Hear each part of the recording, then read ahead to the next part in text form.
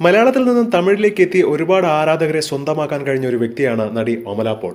ആദ്യ വിവാഹബന്ധം പരാജയപ്പെട്ടതിനെ തുടർന്ന് ഏതാണ്ടും വർഷങ്ങൾക്ക് ശേഷമാണ് താരം ജഗത് ദേശായിയും തമ്മിലുള്ള വിവാഹം സംഭവിച്ചത്. കഴിഞ്ഞ നവംബറിലായിരുന്നു അമലയുടെയും ജഗത് ദേശായിയുടെയും വിവാഹം. ഇരുവർക്കും അടുത്തിടെയാണ് ഒരു പെൺകുഞ്ഞ് ജനിച്ചത്.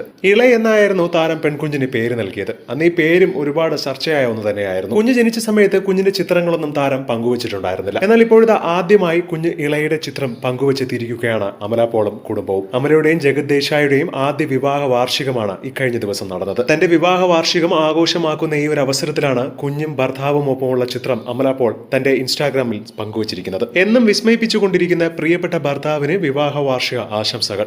ഈ വിവാഹ വാർഷിക ദിനത്തിൽ ലഭിച്ച സമ്മാനം ഞാൻ എത്ര ഭാഗ്യവതിയാണെന്ന് എന്നെ ഓർമ്മപ്പെടുത്തുന്നു എന്ന് പറഞ്ഞുകൊണ്ടാണ് താരം സോഷ്യൽ മീഡിയയിൽ പങ്കുവച്ചിരിക്കുന്നത്. താരത്തിന്റെ ചിത്രം പങ്കുവച്ചതോടുകൂടി ഒരുപാട് പേർ ശ്രദ്ധിച്ചത് കുഞ്ഞിന്റെ ചിത്രം തന്നെയാണ്. കുഞ്ഞ് തന്നെ അമലയുടെ അതേ പകർപ്പാണെന്നും അമ്മയെ പോലെ തന്നെ സുന്ദരിയാണ് എന്നുള്ള കമന്റുകളാണ് സമൂഹ മാധ്യമങ്ങളിൽ നിറയുന്നത്. അമലയുടെയും ജഗത് ദേശായിയുടെയും വിവാഹം നടന്നപ്പോൾ ഏറ്റവും കൂടുതൽ വിമർശനം ഏറ്റുവാങ്ങേണ്ടി വന്ന താരം കൂടിയാണ് അമല.